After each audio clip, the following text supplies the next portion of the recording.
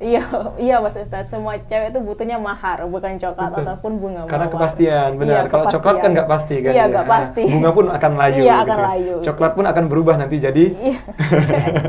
Jadi habis dimakan. Ya, jadi dimakan Iya. dan akan dibuang lagi Iya. kan begitu. Akan tapi kalau mahar itu akan mahar bertahan itu kan seumur akan hidup, bertahan. untuk Betul, seumur betul, hidup. betul.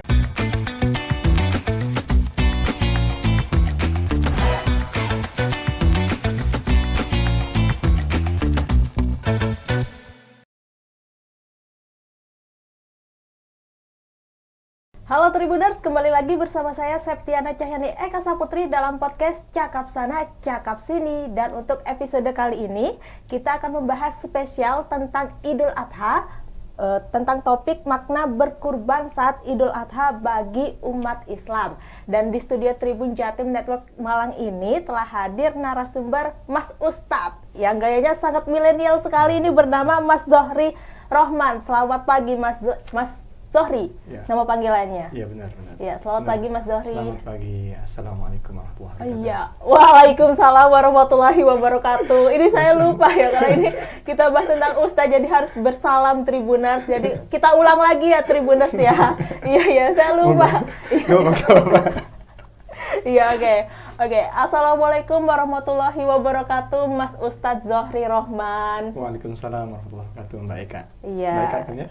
Iya, Mbak Eka. Iya, sehat ya Mas Alhamdulillah. Zohri. Sehat. Sehat ya, Mas, ya? Alhamdulillah. Iya. Ya, kalau sakit nggak kesini ya? Iya, kalau sakit nggak kesini, adanya di rumah ya Mas ya. Betul. Iya.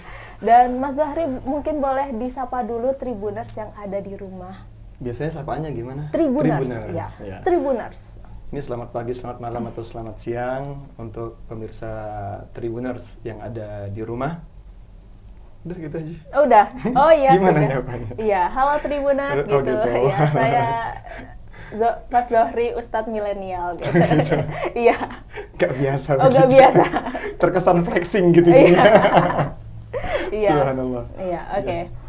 Mas Zohri, Oke. ini panggilannya Ustadz Mas Zohri ya? Mas Ustadz. Mas Ustadz. Iya, Mas Ustadz aja ya Mas ya? Apa aja boleh. Apa aja boleh ya. Tapi Boleh. biasanya kalau bagi jemaahnya sendiri, Mas Zohri itu dipanggil siapa? ada Bapak, yang Mas? manggil Mas, ada Iya. yang manggil Pak Ustadz, ada yang manggil Ustadz, ada yang manggil Mas juga biasa, atau Bang Ustadz gitu. Oh, Bang Ustadz. Macam-macam. Macam-macam. Ya kan tergantung panggilan sayangnya jamaah gitu. Oh, panggilan sayangnya jemaah juga. Biar nyaman aja. gitu Biar kan. nyaman aja Nah, berdialog betul. dengan jemaah ya, Mas. Betul. Iya, Mas ya, Mas Ustadz nih.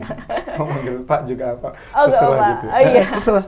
Iya, tapi kan Monggo. mumpung Mas Zohri ini kan masih muda, saya manggil Mas Ustadz aja ya Mas ya. Dan juga Mas Zohri ini ya Tribuners ini merupakan aktivis ya. Aktivitas saat ini itu di KHI ya Mas ya. Qurani Healing International ya Betul. Mas ya. Kalau boleh tahu Qurani Healing International itu apa sih Mas sebelum kita menginjak ke topik berkurban ini? Kita bergerak ini, jadi KHI itu, Quranic Healing International ini merupakan salah satu yayasan yang bergerak di bidang kesehatan tibun nabawi atau pengobatan nabi ya. Jadi kita bergerak ini untuk memberikan healing ya kepada masyarakat umum, masyarakat luas. Karena sekarang kan banyak orang itu healing ya ke pantai, ke mall gitu kan ya, ke gunung begitu kan. Ternyata sebenarnya Allah sudah menyediakan gitu kan. Al-Quran yang di rumah juga ternyata bisa dipakai untuk healing juga. Kenapa butuh healing? Karena setiap kita itu kan setiap hari kan mesti ada masalah gitu kan. Mbak Eka kalau setiap merasa hari ini nggak ada masalah, itu kan masalah besar. Iya. Kan begitu. Jadi ternyata setiap hari kita butuh healing gitu. Maka yayasan KHI itu, Quranic Healing itu sangat tepat memang untuk apa namanya dijadikan tempat pulangnya dari anak muda sampai orang tua, karena kita sama-sama butuh healing gitu. Aktivitasnya di sana apa aja kira-kira Mas? Kita Tibun Nabawi dulu kita punya program ruqyah di salah satu stasiun TV ini ya, nasional, salah satu stasiun TV swasta, program ruqyah khusus ya untuk ruqyah saja ya di sana. Padahal sebenarnya aktivitas kita bukan hanya ruqyah, di situ ada bekam, ada gurah namanya gitu kan, banyak hal. Kita juga ada baksos gitu ya di yayasan itu gitu. Kita juga punya yayasan dan punya apa namanya rumah rehabilitasi untuk ODGJ. ODGJ. ODGJ. Orang dalam gangguan jiwa. Benar. Karena sekarang kan zaman lumayan ya, ODGJ tingkatnya sekarang udah banyak, apalagi nih sebentar lagi pemilu gitu ya. Kalau gagal nyalek biasanya itu banyak tuh nanti yang masuk ke pondok gitu, rehabilitasi. Banyak. Stres. Ya kan karena stres gitu. Ya, tapi banyak yang caleg-caleg yang gagal masuk ke KI, banyak. Betul, banyak. Jadi caleg gagal gitu kan stres, modal dikeluarkan udah banyak gitu kan. Habis itu. Betul. Ternyata setelah kan ngutang dulu tuh, nyari modal, ngutang gitu kan. Ternyata banyak yang seperti itu. Butuh di healing. Butuh di healing ya Mas. Terutama anak-anak muda ini sekarang kayaknya lagi tren banget healing gitu ya Mas ya. Betul. Apalagi kasus kemarin misalnya di Malang kan ada kasus bunuh diri ya anak muda itu. Iya, mengakhiri hidupnya. Mengakhiri hidupnya begitu kan. Itu kenapa? Karena kurang healing kan. Ya kalau mungkin dia healing dengan ke gunung nggak nemu gitu kan. Padahal di Malang itu kan nggak kurang-kurang nih tempat healing gitu kan. Kafe sekarang sudah menjamur banyak. Anak-anak itu kan biasanya gitu kalau udah stres di kampus begitu kan, healing ke kafe, healing ke mall gitu kan, atau healing ke tempat-tempat hiburan. Di Malang kan sekarang tempat wisata banyak banget gitu ya. Akan tapi ternyata tidak bisa menjawab kebutuhan kebutuhan dasar mereka gitu kan. Artinya ternyata mereka dikalahkan dengan egonya sampai bunuh diri, putus asa gitu. Nah gitu. Akhirnya mereka mengorbankan diri sendiri gitu. Itu kaitannya dengan kurban juga kan gitu ya. Iya, seperti apa Mas Ustadz kaitannya dengan kurban ini? Nah, jadi sebenarnya Allah menurunkan salah satu syariat nih, syariat berkurban itu salah satunya karena memang Allah sebutkan di dalam surat Al-Balad, laqad khalaqnal insana fi kabad. Aku menciptakan manusia itu dalam keadaan kabad. Kabad itu galau, susah payah.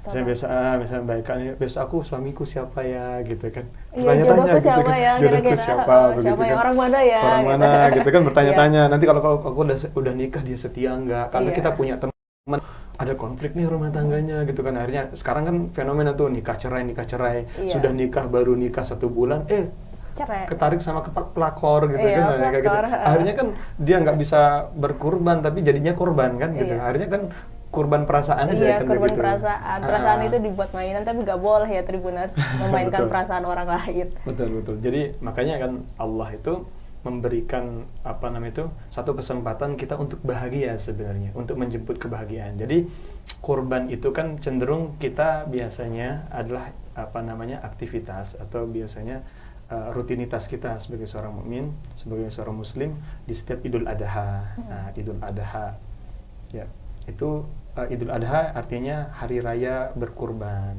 ya. Jadi Adha itu artinya berkurban. Nah, ada 2 kata di dalam dalam bahasa Indonesia biasanya kan kurban dan korban.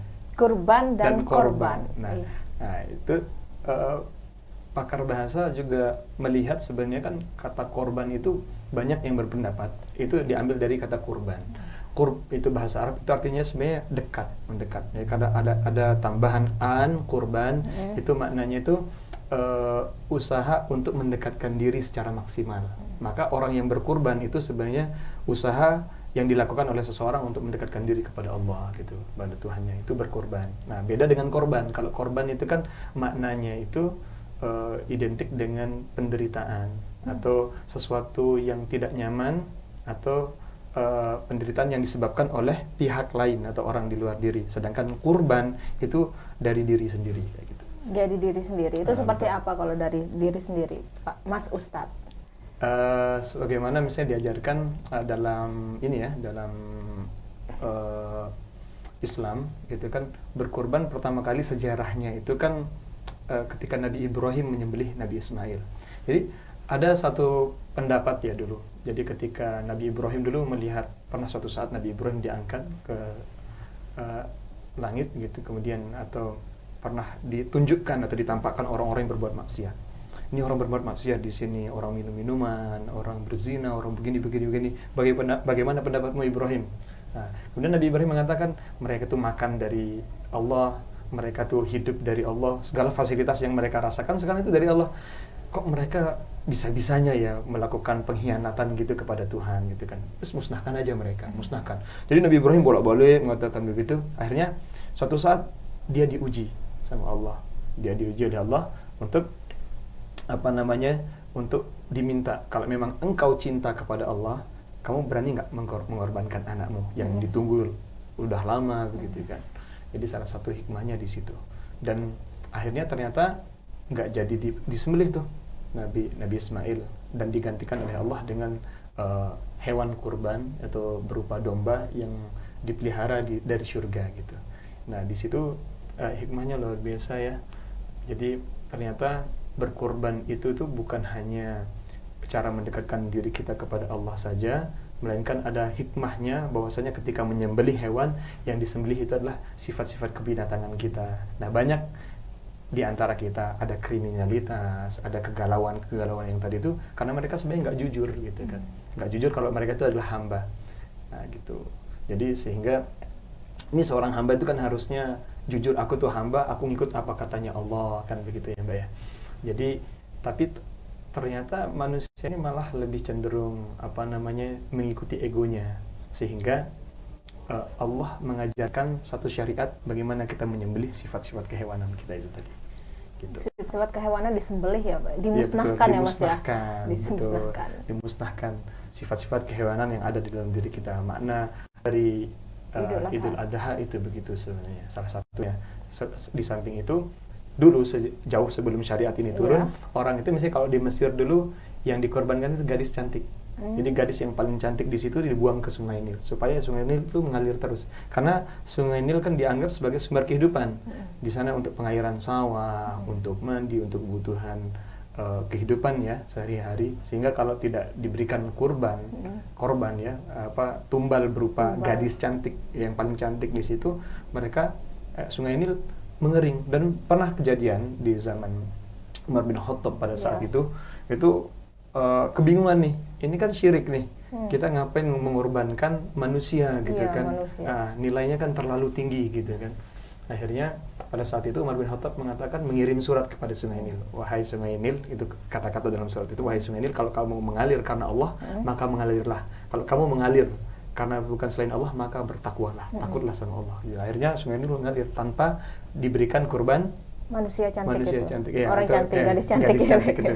Jadi pada saat itu tuh akhirnya tradisi itu hilang. Gitu tradisi kan? menumbalkan gadis cantik benar. Itu Kalau di Irak dulu bayi, jadi dewa-dewa yang mereka tuh dikasih bayi. Ternyata di kalangan orang-orang terdahulu itu udah berpikir kalau kita mengorbankan manusia ini kayaknya nilainya terlalu tinggi gitu kan, kayak gitu Mbak. Dan kenapa harus mengorbankan wanita cantik itu Mas?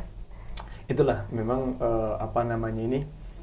tradisi iblis itu akan mencari cara gimana caranya kekufuran atau kita mengkufuri nikmat Allah itu dengan semaksimal mungkin.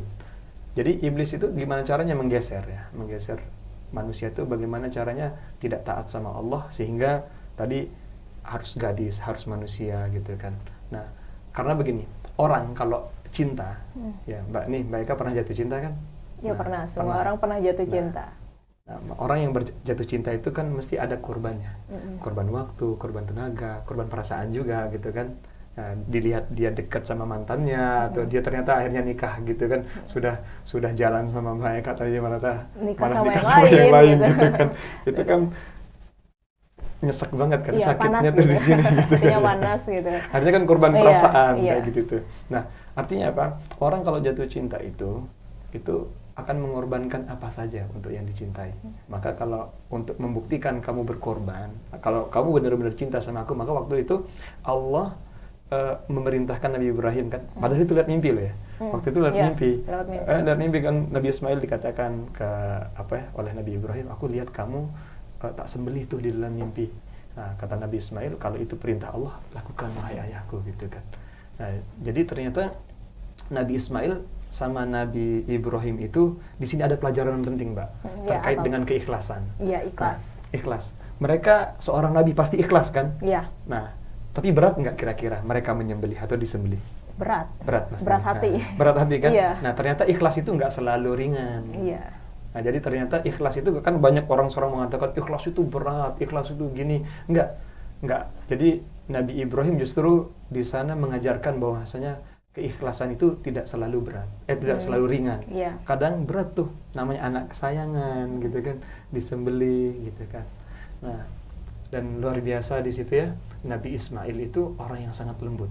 Ketika dia mau disembelih, dia masih memikirkan orang lain, pihak lainnya, itu ibunya sendiri. Dia minta, wahai ayahku gitu kan, nanti pisau yang dipakai harus tajam, biar nggak lama-lama gitu kan. Kemudian yang kedua, ini pakaianku ini putih, kalau bisa dibuka jangan sampai ibuku nanti ngelihat, sehingga jadi kepikiran. Jadi Nabi Ismail tuh luar biasa tuh, sampai masih mikirin segitunya gitu loh pada saat itu. Perasaan ibunya. Jadi berkorban itu, ketika dia mengorbankan perasaannya sendiri, dia masih memikirkan perasaan orang lain. Makanya dikatakan moral tertinggi seseorang atau kebahagiaan seseorang itu ketika dia mampu memikirkan orang lain. Makanya Rasulullah mengatakan khairun nas anfa'uhum linnas. Sebaik-baik manusia adalah yang paling bermanfaat untuk orang lain. Maka ketika kita bisa memberikan kebermanfaatan kepada orang lain, itu kita ada kebahagiaan tersendiri gitu. Maka sekarang kan anak-anak muda gitu kan, aku pengen bahagiakan pacarku, dibeliin coklat lah, dibeliin bunga lah, macam-macam itu. Ternyata justru itu akan mendatangkan penderitaan karena salah tempat. Seharusnya kalau dia punya, maaf nih, pasangan atau ada yang dia cintai, kan hadiah terindah itu bukan coklat, bukan ini, tapi mahar kan gitu. Iya, mahar. Begitu. Dan Mbak Eka juga harus begitu nanti kan ya. Iya Mas Ustadz, semua cewek itu butuhnya mahar, bukan coklat ataupun bunga. Karena kepastian, benar. Kalau coklat kan nggak pasti kan. Iya, nggak pasti. Bunga pun akan layu. Iya, gitu. akan layu. Coklat pun akan berubah nanti jadi. Jadi harus dimakan. Jadi dimakan dan akan dibuang lagi kan begitu. Tapi kalau mahar itu akan bertahan seumur hidup, untuk seumur hidup. Betul. Ya, Mas Ustadz tadi ini kan Nabi Ibrahim itu kan mengajarkan kita bahwa berat hati untuk ikhlas ya. Betul, ikhlas. Tapi kalau zaman sekarang tuh kayak pembunuhan, orang tua membunuh anak tuh seperti hal yang wajar gitu, nggak seperti zaman dulu kayak Nabi Ibrahim tuh kayak berat hati untuk menyembelih Nabi Ismail seperti itu. Nah, pembunuhan sekarang seperti aborsi juga gitu kan, dia kayak tega aja gitu. Padahal ada yang bukan hanya, ternyata misalnya kejadian di Malang kemarin itu bukan hanya pasangan yang tidak sah saja yang membunuh anaknya, bahkan ada juga orang yang sudah sama-sama sah tapi tidak menginginkan untuk punya anak.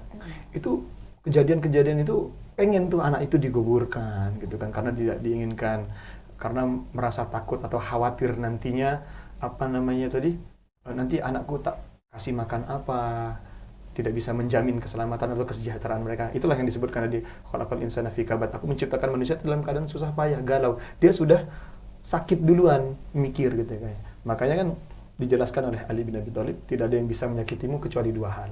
Kecewa karena masa lalu, sama harapan karena masa depan gitu kan. Mereka kan pernah sakit hati nih. Sakit itu karena kecewa karena masa lalu, aku sudah baik nih sama dia gitu kan. Tapi kok balasannya gini ya gitu kan. Ya kan gitu kan. Iya, tapi kemudian, satunya harus ikhlas. Satunya benar. Di sisi lain harus ikhlas. Terus yang kedua tadi adalah harapan karena masa depan atau angan-angan. Kita sering sekali disakiti sama itu. Misalnya kita nih sudah nabung, aku pengen beli tas ini, pengen beli ini, nanti tiba-tiba uangnya kepake untuk hal yang tidak disangka-sangka. Akhirnya kecewa, tidak sesuai dengan ekspektasi kita gitu. Nah, hal-hal yang semacam ini sering membuat seseorang itu tuh sakit. Makanya Ali bin Abi Thalib mengatakan konyol tuh manusia itu disakiti sama sesuatu yang tidak ada pada dirinya. Nah gitu.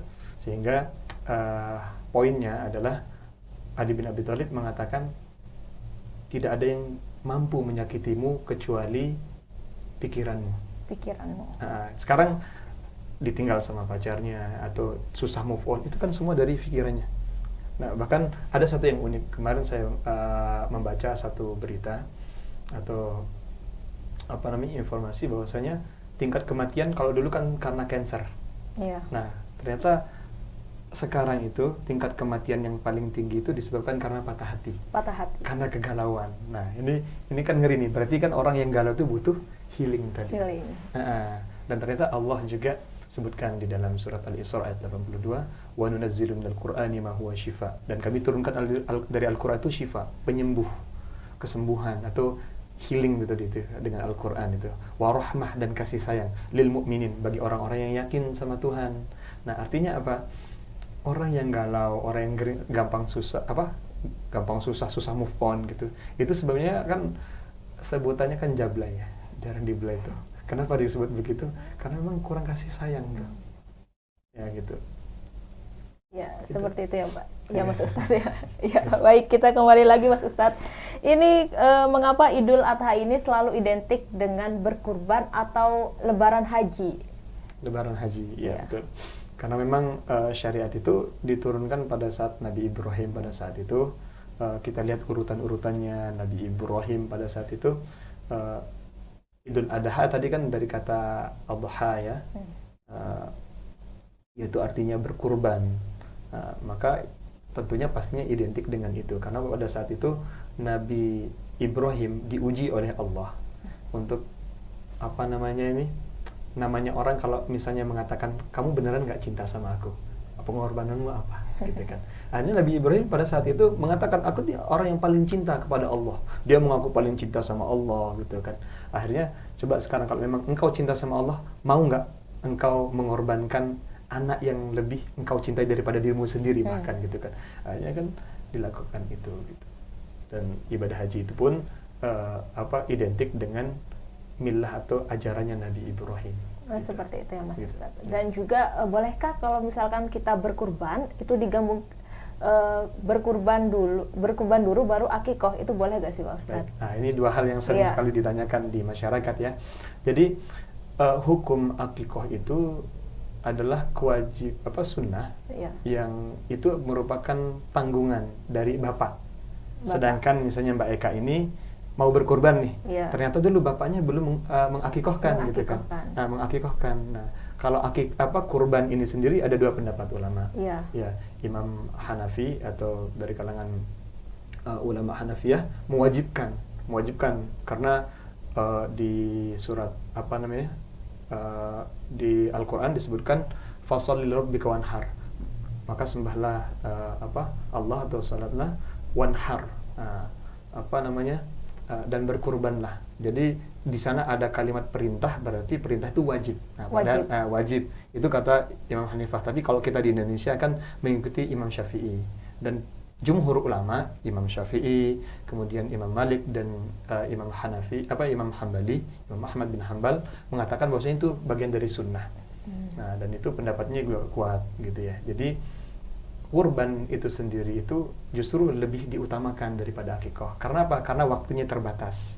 Ya kan, di waktu Idul Adha itu saja gitu. Sedangkan kalau mau akikoh terserah mau kapan saja gitu. Dan itu pun sebenarnya kewajibannya orang tua kita, bapak. Itu bagian dari tanggungannya bapak. Jadi kalau memang misalnya Mbak Eka hari ini nih, nah, ini kan misalnya bulan Zulhijjah nih sekarang, ya kalau pengen antara aku berkurban atau aku mau akikoh ya. Nah, jadi menurut jumhur ulama pilih yang paling mendesak. Yang mendesak itu adalah waktu yang terbatas, yaitu Idul Adha. Kalau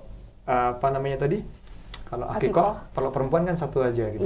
Terserah kapan saja. Dan kurban itu bisa diniatkan untuk satu keluarga. Bahkan dulu Rasulullah pernah menyembelih 2 kambing. Satunya Rasulullah meniatkan, aku niatkan ini untukku dan keluargaku. Yang kedua, untukku dan untuk umatku, kata Rasul. Jadi kita itu pernah diakikohkan, pernah dikurbankan sama Rasulullah, pernah diwakilkan oleh Rasulullah. Jadi pasti diterima. Makanya orang yang kurang mampu untuk berkurban, harusnya ketika ada Idul Adha, harusnya sekarang dia merasa senang untuk ikut merayakan juga bahwasanya aku loh pernah dikurbankan oleh Rasulullah gitu kan. Dan itu pasti diterima. Jadi Rasulullah pernah meniatkan. Jadi kita walaupun belum pernah berkurban, bukan berarti kita nanti ya kan Rasulullah sudah mengorbankan saya, jadi saya nggak perlu. Justru itu akan menjadi motivasi. Rasulullah saja yang nggak pernah melihat batang hidung saya, pernah berkorban untuk saya, harusnya saya bisalah gitu kan. Sebenarnya korban kan coba berapa sih? Cuman 2.500.000, 3 juta gitu kan. Handphone kita harganya berapa? Kan gitu. Ada orang punya iPhone 14 Pro Max. Ternyata belum bisa berkorban. Ini kan konyol gitu kan, nggak berkorban gitu kan. Nah, itu yang konyol. Maka kalau orang yang mampu tidak berkorban, nih ada orang yang mampu nih. Nah, terus kadang-kadang bertanya nih, bagaimana hukumnya orang yang mampu tapi tidak berkorban? Nah, kalau kita ngikuti Imam Hanafi itu dia kan haram hukumnya. Kalau dia tidak berkorban karena dia diberikan kemampuan, tapi menurut jumhur ulama makruh, dibenci. Jadi kadang-kadang orang mengatakan makruh kan nggak apa-apa. Makruh itu kan artinya makar, kebencian. Allah tuh marah banget.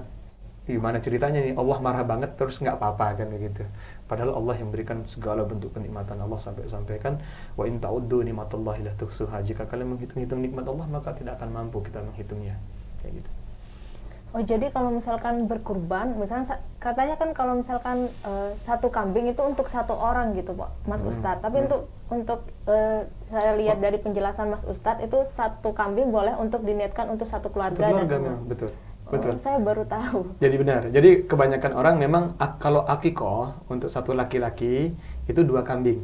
Dan jenis kelaminnya terserah. Iya. Nah, itu dalam syariat sepakat semua ulama. Akan tapi kadang-kadang politiknya orang yang jualan kambing itu kadang-kadang harus jantan karena harganya lebih mahal kadang gitu kan. Itu sebenarnya kan ikut mazhabnya siapa? Dia ikut mazhabnya penjual kambing begitu kan. Orang menjual kambing kadang-kadang itu kalau akikoh itu harus ini minimal kan. Jadi akikoh sama kurban itu banyak orang-orang nggak paham. Nanti kalau kamu makan hewan kurbanmu sendiri, nanti tuh yang kamu terima di sana bolong-bolong tuh karena kamu sudah makan gitu. Padahal Nggak sudah apa-apa. dibagi. Kalau Nggak misalkan apa-apa. kita makan daging kurban Kita sendiri itu boleh. Oh, boleh. Memang dalam syariat itu kan dibagi 3. Hmm. Sepertiga untuk pemiliknya, sepertiga untuk peminta, untuk orang yang suka minta-minta atau orang yang miskin ya, artinya yang sepertiganya untuk orang yang nggak pernah minta-minta gitu. Jadi ajaran Islam begitu. Akikoh dan kurban itu sama-sama sebenarnya menyembelihnya gitu. Karena akikoh kadang-kadang identik dengan sate, gulai kayak gitu. Iya. Harus matang, enggak sebenarnya. Bagi-bagi apa namanya itu daging itu saja sebenarnya gitu. Cuman kan kita kadang-kadang ribet ruwet sama tradisi kita gitu. Gitu. Iya. Padahal syariat itu atau Islam itu mengajarkan sesuatu yang mudah. Artinya apa? Kalau memang nggak mampu ya nggak usah gitu kan. Sama seperti akikoh tadi. Kalau memang belum mampu ya terserah nanti kapan-kapan saja gitu. Ketika kita mampu gitu. Ya, nggak perlu sampai ngutang. Kadang orang kan takut, gengsi gitu, akhirnya sampai ngutang. Padahal itu bukan sesuatu kewajiban gitu. Bukan berarti kalau kita sudah sekarang misalnya Mbak Eka misalnya berapa bersaudara gitu kan, sudah berkurban terus nanti yang lainnya ngutang gitu sama Allah. Nggak ada istilah ngutang sama Allah. Begitu. Jadi Islam itu indah, Islam itu mengajarkan kita untuk bahagia sebenarnya. Dan orang yang mampu tadi kan bisa menebarkan kebahagiaan buat yang lain juga, kayak gitu. Iya Mas Ustadz. Dan Mas Ustadz bisa diceritakan dong berbagi pengalaman yang menarik terkait Idul Adha yang selama ini Mas Ustadz jalani. Baik. Jadi ketika kita berkurban di salah satu lokasi di Kota Malang, tepatnya di Malang Selatan pada saat itu, ternyata mohon maaf banyak orang-orang yang pada saat itu sudah merasa bahwasanya ternyata Islam itu kejam, memberikan sesuatu yang beban gitu ya. Ini jauh ya sebelum kita membahas tentang kurban. Karena apa? Karena mereka ternyata menganggap bahwasanya ada kewajiban-kewajiban lain selain menyembelih tadi itu. Padahal tadi kan sudah kita jelaskan nih, bahwasanya berkurban itu kaitannya dengan orang yang mampu saja, ya kan? Nah, sedangkan ketika di Malang Selatan itu ada beberapa tradisi yang istilahnya kalau mau berkurban ini harus kita punya arak-arakan, nanti harus begini gitu kan. Sehingga kadang-kadang orang yang tidak mampu pun merasa bahwasanya ini bagian dari beban. Padahal itu adalah bagian dari tradisi saja. Mereka buat sesajen atau nanti hewan kurbannya kepalanya itu harus dilarungkan ke laut. Ada tradisi-tradisi di beberapa daerah ya yang seperti itu. Mungkin sekarang sudah berkurang ya karena ada kesadaran keberagamaan yang lebih ini. Nah, hal-hal yang semacam itu tuh ada yang seperti itu. Nah, sehingga ketika mereka merasa beban, mohon maaf nih, beberapa dari umat Islam itu justru tidak menjalankan kurban, bahkan karena ini dianggap sebagai satu beban, mereka keluar dari Islam sendiri. Keluar dari Islam. Keluar dari Islam, murtad betul. Dan akhirnya ketika kita datang ke sana gitu kan, memberikan menyalurkan ya di Kota Malang ini kayaknya kalau berkorban itu luar biasa ya. Sampai bahkan pada saat itu kita punya bantuan itu dari Timur Tengah juga 100 ekor domba begitu kan. Itu harus disalurkan. Alhamdulillah kita salurkan ke daerah-daerah yang rentan murtad ya, rentan keluar dari Islam. Kita masuk ke sana dan mereka merasa ternyata masih ada kepedulian. Ternyata hal-hal yang semacam itu sesuatu yang mahal ya, sesuatu yang luar biasa yang mereka rasakan. Bahkan di hari raya kurban itu banyak orang-orang yang istilahnya mendapatkan ternyata setelah aku berbagi gitu, setelah aku banyak orang-orang yang dulunya ngerokok gitu kan, akhirnya setahun dia nyoba nggak ngerokok tapi uang rokoknya ditabung untuk beli kambing, itu dia mendapatkan kenikmatan yang luar biasa, kebermanfaatan. Dulunya aku ngerokok kemana-mana kan asap rokoknya nih dibagikan ke orang-orang, nah sekarang akhirnya dipakai untuk bakar-bakarnya beda. Dulu bakar-bakar rokok, sekarang bakar-bakarnya kambing. Nah itu ada salah satu orang yang akhirnya dia itu memotivasi teman-teman perokok yang lainnya itu untuk akhirnya berkurban. Itu kan mengorbankan sesuatu yang keinginan egonya dia. Nah, itu kan artinya untuk tidak mengorbankan orang lain. Itu kan sesuatu yang luar biasa dan semoga saja ke depannya banyak nih teman-teman yang biasanya merokok sebenarnya kan merugikan. Iya. Kebaikannya dari mana coba merokok kan begitu kan? Nah, gitu. Oh ini makruh karena terlepas dari perbedaan pendapat begitu kan. Bagaimanapun sebenarnya kan kalau dari segi ini, dari segi sosial itu kan kezolimannya luar biasa. Ya kan, zolim ke istri, ke anaknya, ya kan. Dia istilahnya menitipkan benih yang merusak di gen apa namanya ini spermanya itu kan. Kalau perokok itu kan otomatis kan nggak baik juga begitu kan. Kebaikannya nggak ada sama sekali. Nah, kecuali untuk orang yang punya pabrik rokok ya, untuk usaha rokok. Dan Mas Ustadz, ini pesan Mas Ustadz terhadap anak muda yang nggak betah berlama-lama mendengarkan ceramah saat Idul Adha itu seperti apa, Mas? Pesannya? Waktu ceramah Iya, Idul Adha kan itu pasti ceramah ya, Mas ya. Itu juga berjam-jam ceramahnya. Betul. Nah, sebenarnya kan nasihat itu salah satu fungsinya untuk mendatangkan kebahagiaan.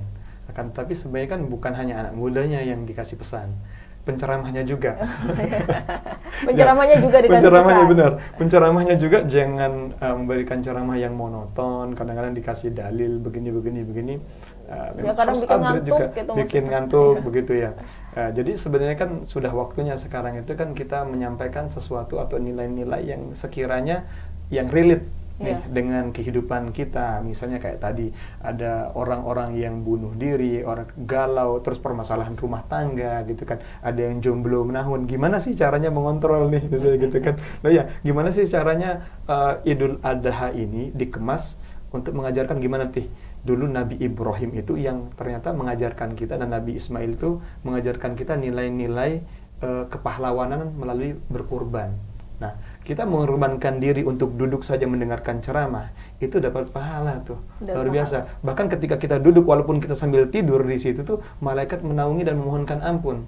Meskipun lagi tidur. Walaupun tidur, karena kita di majelis ilmu. Karena orang yang berada di majelis ilmu, Allah akan berikan ketenangan. Allah jamin tuh, garansinya dari langit langsung begitu kan. Allah nggak pernah ngeprank kita. Allah nggak pernah mengatakan tapi bohong gitu kan. Ya, jadi Allah dan Rasulnya ketika udah mengatakan sesuatu itu, menjanjikan sesuatu itu pasti. Artinya orang kalau buktinya dia tidur. Iya. Nah, kalau dia nggak tenang, kalau orang lagi stres kan susah tidur tuh. Iya, nah, susah tidur. minimal dia datang ke majelis atau ketika dia datang. Bahkan syiarnya itu kalau Idul Adha, kalau mbak-mbak nih posisi lagi haid, itu dianjurkan untuk datang untuk mendengarkan. Oh, kan datang mendengarkan hanya saja. Mendengarkan. Itu sebagai bagian dari syiar. Karena nanti persatuan Islam itu luar biasa di situ. Bisa jadi mungkin karena misalnya mbak ini merantau dari Madura, misalnya gitu kan, datang ke Malang, karena ikut datang ke sana, wah ini merantau nih, ternyata masih ada sisa kupon, akhirnya dapat daging kan. Ya kan gitu. Lumayan kan untuk menghemat gitu kan pengeluaran gitu kan. Makan daging lagi gitu kan gitu kan. Kapan lagi gitu kan. Jadi hikmahnya banyak sih sebenarnya. Karena bertemunya kita dengan sesama muslim juga pada saat Idul Adha gitu kan, itu tidak ada ruginya sama sekali. Tidak ada ruginya. Kebutuhan kita pertama tadi Allah membersihkan dosa-dosa kita. Kalau dosa kita sudah dihapuskan sama Allah, yang kita butuhkan itu kan salah satunya adalah ada ketenangan, dan kita itu minimal bisa mengenal skala prioritas. Dan Mas Ustadz tadi kan ini kan katanya wanita haid boleh datang ke masjid. Bukan ke masjid, biasanya kita di lapangan. Oh, di lapangan. Di lapangan. Iya. Kalau misalnya Mbak Eka tinggalnya itu di di wilayah yang ternyata di sana mengadakan di musola atau di masjid mengadakan sholat Idul Adha-nya, ya kita di luar saja. Di luar saja, tapi nggak boleh masuk ke dalam ya, Mas ya. Kalau masih pakai ini kan pengaman ya, pembalut ya boleh sih sebenarnya gitu kan. Oh, boleh masuk. Sebenarnya boleh kalau untuk majelis ilmu. Cuman kan kalau sudah Idul Adha kan ramai tuh. Iya. Ramai banget kan, masjid juga penuh pastinya kan. Ya mending di luar saja kan, lebih utama dan lebih amannya di luar gitu kan. Kecuali hujan atau kepanasan gitu. Jadi kalau Idul Adha biasanya nanti insyaallah ada teropnya. Hujan ada teropnya gitu. Insyaallah biasanya disunahkan lebih utama yang di lapangan biasanya gitu. Karena sebagai syiar memang gitu. Syiar. Jadi umat itu melihat bahwasanya inilah Islam gitu, punya persatuan dari situ. Artinya kita sama-sama berkurban. Minimal kita kurban waktu dulu gitu kan, untuk kebersamaan bersama gitu kan. Karena ada kebahagiaan. Kita kan suka nongkrong-nongkrong nggak sih? Nah, apalagi kalau kita sebenarnya kan dalam artian nongkrongnya itu sambil ngaji gitu kan. Dengan orang yang nggak kita kenal mungkin di sebelah, misalnya Mbak Eka tiba-tiba duduk di sebelahnya ibu-ibu, ternyata dia lagi nyari menantu gitu kan.